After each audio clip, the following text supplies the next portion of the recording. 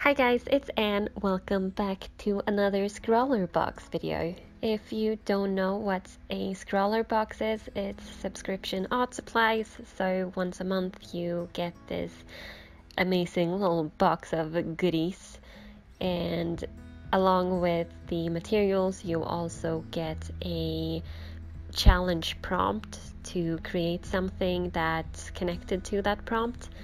And you also get some inspiration from a featured artist each month, and that's really cool. So, without further ado, shall we see what is in this box? So we have the featured artist, we have one black and one white paper, and what's in here? Come on. Oh, open. You can do it. Oh, what's in here? Okay, we have a Scrawlrbox sticker. I love stickers. I never use them, but I like collecting them. Oh, pop rocks. Okay, this is gonna be interesting. Oh, look at all these pretty things. Look at this. What is this? I'm very intrigued right now. Oh, okay. I need to open this. What the heck is this? I've never seen anything like this. Wink of Luna. Okay, so apparently this is a Kuritake Wink of Luna brush, metallic green, and it's pretty much a kind of like a water brush, but it's metallic green ink inside of it. That could be really cool. Oh my god, there's instructions and I ripped them. What am I supposed to do with this? So I had a little bit of issues trying to get this to flow properly, but once I kind of saturated the brush, I felt that I kind of got a hang of it after a while.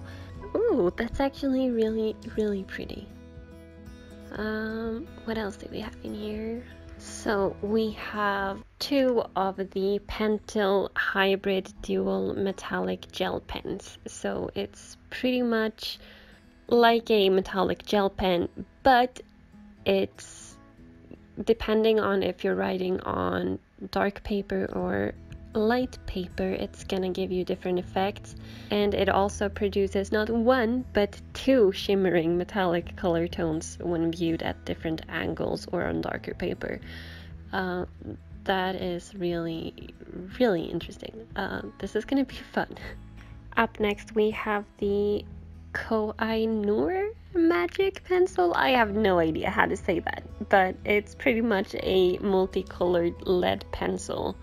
And depending on what angle you're holding it and how much you're wearing the nib down and stuff, you're gonna get different colors, obviously, because the lead is different colors, if that makes any sense. And last but not least, we have the Pilot V5 High Tech Point.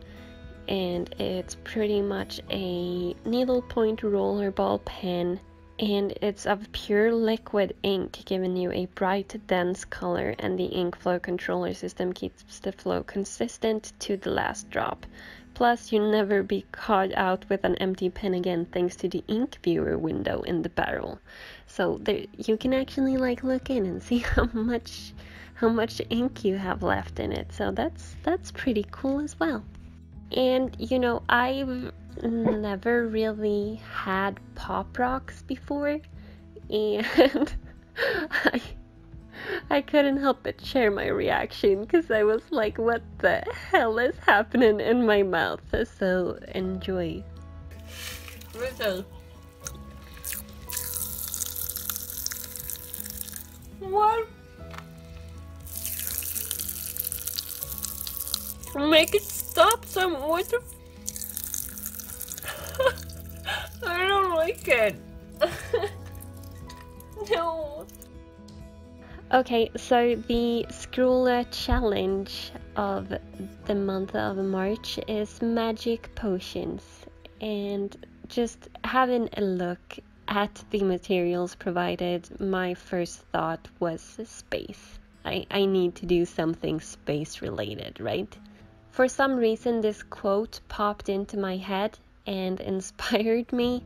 and it's actually like the first part of a poem by William Blake, and it's to see a world in a grain of sand and a heaven in a wild flower. Hold infinity in the palm of your hand and eternity in an hour. So pretty much what I gathered from that was it's like grain of sand and hour, and I'm like, okay, so maybe do like an hourglass and then somehow incorporate space into the hourglass. And I immediately got this picture in my head. I'm like, okay, I'm gonna do time and space, and it's gonna be like the space is just trapped inside this hourglass, and I think it's a really cool concept, and I had a very clear image in my head as of how to kind of make this happen, and the results did not really live up to the picture I had in my head. So this is probably something that I'm gonna revisit at another time, and I felt like I could probably have executed this better if I had maybe like a white gel pen to do all the little stars and stuff, but we'll get to that later. The next disclaimer I wanna just put up there is that, hey, it's kind of a cool idea, but it's not a magic potion, is it? Well, my theory is like, why do a magic potion need to be in a jar or a bottle? I mean, if you have magic powers, why do you need a lid for it? Just saying. So this is indeed a magic potion. It's open to interpretation, okay? I also took the liberty of sketching out with a pencil before I went over it with the ink pen.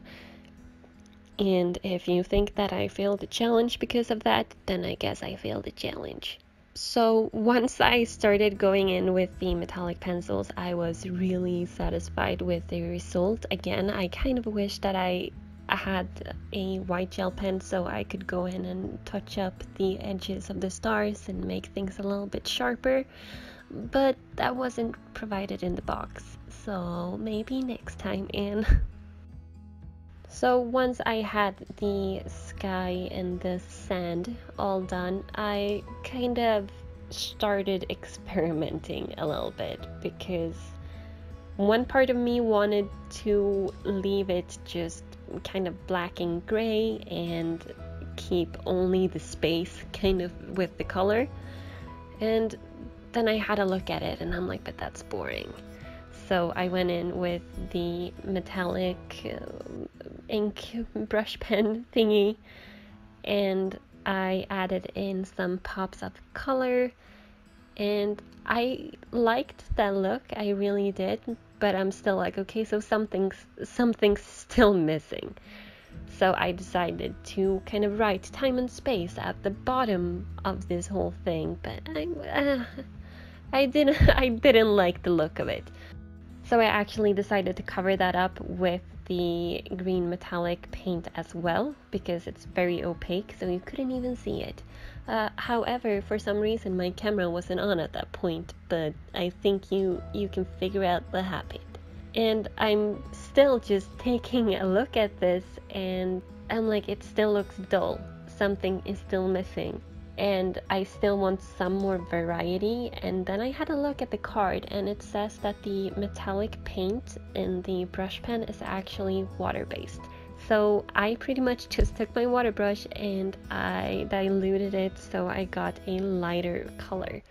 And I'm really happy with the result of this, except that it made the ink bleed for some reason. I'm gonna guess that's probably water-based as well, but it made me a little bit sad.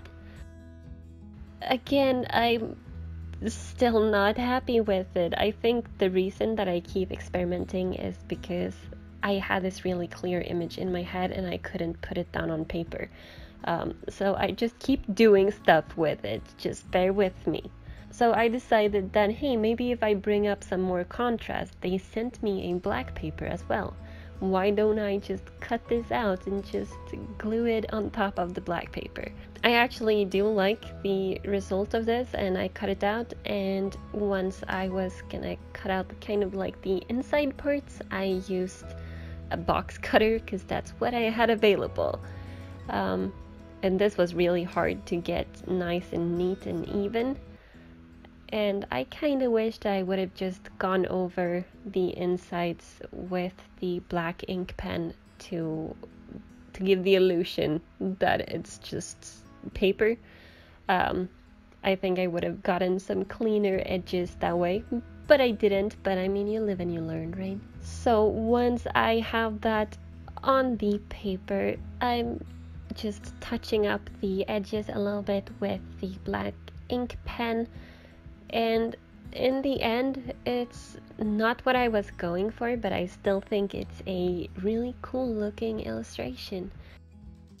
And that is it for today, guys. Here are some goodies of the final product. I especially like how it looks when you just turn it into the light. Look at that, it's so pretty. I'm getting distracted. Thank you so much for watching, and if you enjoyed this video, don't forget to click that like button, and if you haven't done so already, please do subscribe. It makes my day. I hope you're having an amazing day, and I'll see you next time. Bye!